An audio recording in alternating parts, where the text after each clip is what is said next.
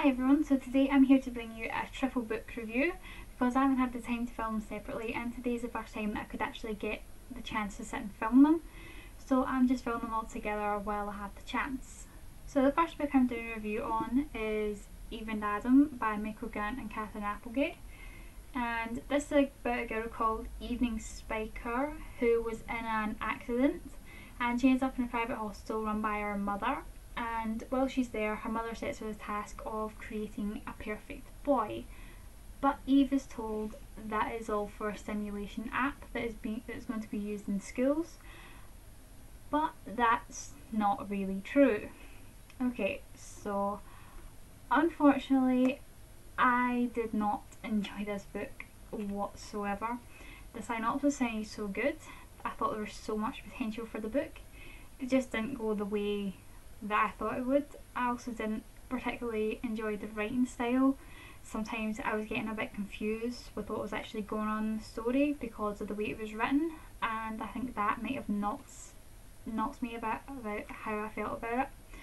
But what also happened was I didn't like any of the characters at all. I couldn't relate to them. They all didn't have any depth. They weren't strong characters and I just didn't like them. I especially didn't like the whole creating Adam storyline because it just didn't go the way I expected. I expected this to be a whole love story between Eve and Adam. It's the way it's played out with the Eve and Adam name, girl creates boy, her creating her perfect man or soulmate, and they don't end up together. What's the point in that? Really? I didn't get it. Okay. I just didn't understand why there was a whole storyline about Eve creating Adam when she wasn't even going to end up with him. Okay, she's like, first she's like, oh, Aisling, like, was her best pal. She was like, oh, I'm glad Aisling doesn't like him, otherwise I'd have to tell her to back off because Adam's mine. And then like 5 minutes later she's like, oh, Adam's not for me, he's too perfect. And I was like, you created him, you made him that way, why are you complaining? You've only got yourself to blame. How can you change your mind that quickly? I really didn't like Eve. I also didn't like Adam that much either because he was just focused on Eve when he came in. He was like, oh, I have to find Eve. Oh, Eve, I love Eve. And I was like, what? I was like, you've never even met her. I was like, what to do? She created you. You've never met her. You never spoke to her. And you love her. How is that possible? And then the whole thing with Eve and Solo, even though I knew it was going to happen and I really didn't want it to because I wanted Eve and Adam to get together, weren't until they end up together, and I didn't like Solo either. At the start of the book, Eve's in pain on her way to hospital in the ambulance, and Solo's like, oh yeah, Eve's checking me out. And I was like, yeah, she's really checking you out because she's just not in that much pain from her leg almost being torn off and being hit by a car, getting broken ribs and everything, that she has the time to check you out. Drove me insane. And the whole thing with Aisling and her boyfriend who was a junkie, who was getting attacked and getting shot at and ended up in hospital. What was the point in that? I just didn't get it whatsoever. There was a redeeming part in the middle of the book for me where there was a big action scene when Eve found out what was really going on at Spiker Industries, and her, Aisling and Solo went on a whole big mission thing, and I quite enjoyed that because it was really fast paced. But the rest of the book for me dragged, and I found myself actually forcing myself to finish the book because I was over halfway through it at that point, and I thought, I'm just gonna have to finish it, and I didn't enjoy it at all. So that's why I gave it 2 out of 5 stars. Okay, so my second review is on the Unbecoming of Mara Dyer. And you'll be pleased to know that this is a more upbeat review because I absolutely loved this book. Oh my freaking god, this was amazing. Wow is the only thing that comes to my head when I think of this book because it leaves me speechless. It was that good. I loved Mara. I thought she was such a funny, likeable character, and she was also extremely interesting because of what she could do. And I found myself wanting to read about her more, to find out what her abilities were and how she used them and what happened with her friends in that abandoned house, asylum thing. Was it asylum? I think it was an asylum. And I really wanted to know what happened, so I was hooked on this book from the minute I started it. I also loved Noah. Oh, Noah. Oh, he was such an amazing character. He was so funny and sarcastic and extremely dirty-minded. My favourite dirty-minded thing that he did was when he was telling Mara that Curious George had been a very naughty monkey, and he asked her if he wanted him to read his naughty version of Curious George, and I thought that was brilliant. He had a lot of stuff like that, and I just thought he was such a funny, hilarious character, and he had me smiling the whole way through this book whenever he did something.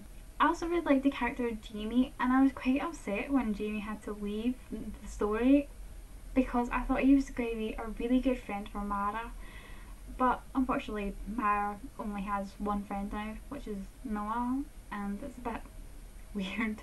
I was hoping that she'd at least be able to have another friend, but unfortunately not. Mara's hallucinations were amazing to read about. I actually found myself wondering if half the stuff in the book had happened or if Mara had just imagined it, and either way that would have been absolutely brilliant. Also, Mara's flashbacks as to what happened in the asylum were chilling, and I was just on the edge of my seat waiting to see what happened. And the ending, oh my god, when I read it I was like, you have got to be kidding me, how did this happen? Okay, so this is going to be a spoiler, so if you don't want to hear it, skip ahead about 20 seconds maybe. Okay, so Jude is alive. Oh my god, how did he get out? How did Rachel and Claire not survive? How the hell did he manage to survive in a collapsed asylum? How did it happen? Oh my god, I need the second book for this, and the paperback unfortunately doesn't come out here in the UK until the 28th of February, and I'm really annoyed by that because I am dying to read it. After the ending, I have to read the second book like right now.